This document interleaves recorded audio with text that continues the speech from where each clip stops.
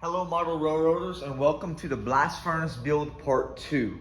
So at the end of part 1, you saw me weathering with the modern Masters metal effects oxidizing iron paint.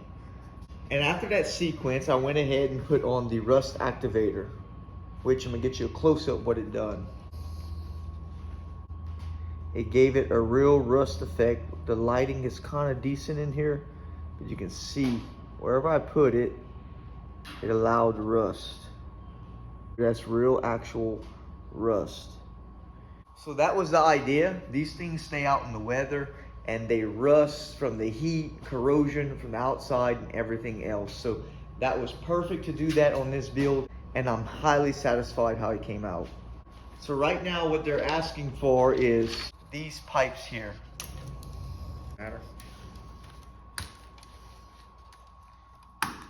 Come back with our sander and sand what we need off where the divots are at, the connection points. Just sand it off pretty close. You don't have to sit there an hour on one little spot. Just get it close. And we're pretty much ready to glue. Okay, you see where I marked them? I numbered them on the inside. That's a must when you're doing this, because if you lay this down and you start looking, trying to figure out why they went in here with the numbers, you want to get lost really quick. So it's worth it to mark it. Here's a part that inexperienced modelers will do. They will glue fully down the lines. You don't need to do that. Just glue in the spots where the divots go. Here, here, here, and here. Now inside for insurance, you just do here, here, here, here, here, and here. That's all you gotta do. Don't need to overdo it with glue because you'll glue your fingers to everything.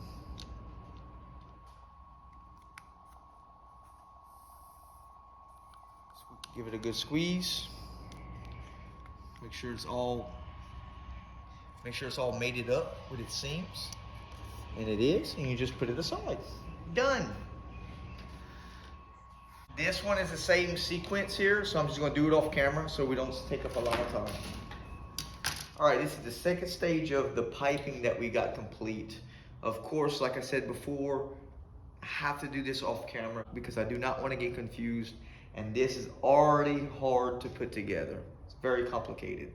So what it wanted me to do is put the pipes together, and it did not want me to glue it as of yet. Okay, I went ahead and put the bleeder valves in at the top. Again, that was very hard to glue on them little stems in. I went ahead and put the railings, as you can see, and it's very delicate. If I drop this, it shatters into a million pieces. This needs to be painted by itself. So what I'm gonna do is gonna go ahead and put a prime, like a red oxide primer on it, let that dry, and then come back here with some silver onto these pipes. The railings I don't know just yet what we're gonna do, but let me do the major part here first.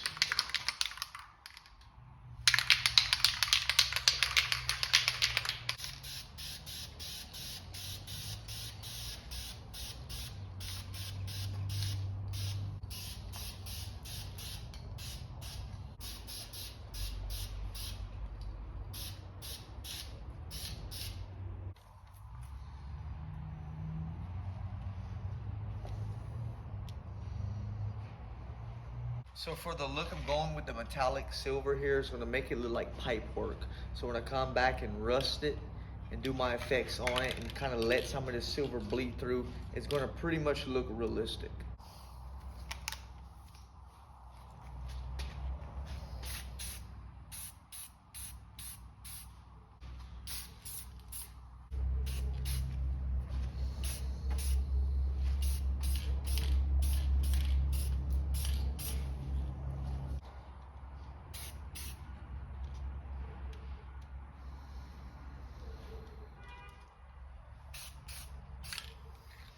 So, okay, like this, correct? So on the mating part here, I'm just gonna put some glue. Not a lot, just enough. right. Slide it over, just like that.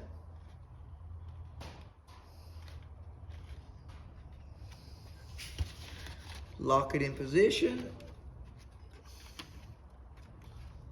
And I think we got it. That's it. Boom. Close enough. That still swivels. Let that dry and come back with the next step, which is the house assembly. Yes, one of the house assemblies. Perfect. My, how everything is getting so clear now. Okay, folks, to wrap up the video, I went ahead and pulled out the parts I needed for the next step, which is the casting house. The casting house is what this sets in, such as you can see here. The casting house fits around the bottom of this furnace so that when the blast comes out, it's protected and contained into the casting house. I think that's how that works, from what I read. But unfortunately, this video is timed up. And of course, like I've always said, with putting this kit together, I want my full focus in putting this together. So I'm gonna go ahead and call this one out. I'm gonna show you what I did with the casting house wall so far, so we can get ready for part 3 of this build. So let me take you over to my iron table. Well, I used to be an iron table, not no more, it's my paint table. So before you throw those things out, don't throw them out. You can use that to paint stuff on. Really handy for that. So we have a rust oxide look onto the base here that it sits on. The wall's gonna sit on, it's gonna sit like this, so forth and so on. I think they call this like a center block side, so when the blast burns down, it hits against these walls and it does not disrupt anything. So that's the casting house part we gotta do in part 3. So, yeah, again, it's a timely build and I gotta get this right. So that's it, folks. What I got to do when I cut this camera off is finish weathering this pipe area up, and we're going to see some effects come true on the pipe area, as you can see here, such as I'm going to take some of this effect, this metal effect rust activator stuff, put it on my iron oxidizing paint, and it turns to actual rust. I'm very proud of that. I mean, this is real. I don't want to dull coat it or lock it in just yet, because what's going to happen is going to stop the continued oxidation, which I don't want to do. So that means, I didn't get it on my fingers. Thought it would get on my fingers, but it didn't. So, alrighty, folks, stay tuned to part 3. If you're enjoying the builds, let me know in the comments. Please like, subscribe, and I'll catch you in the next one.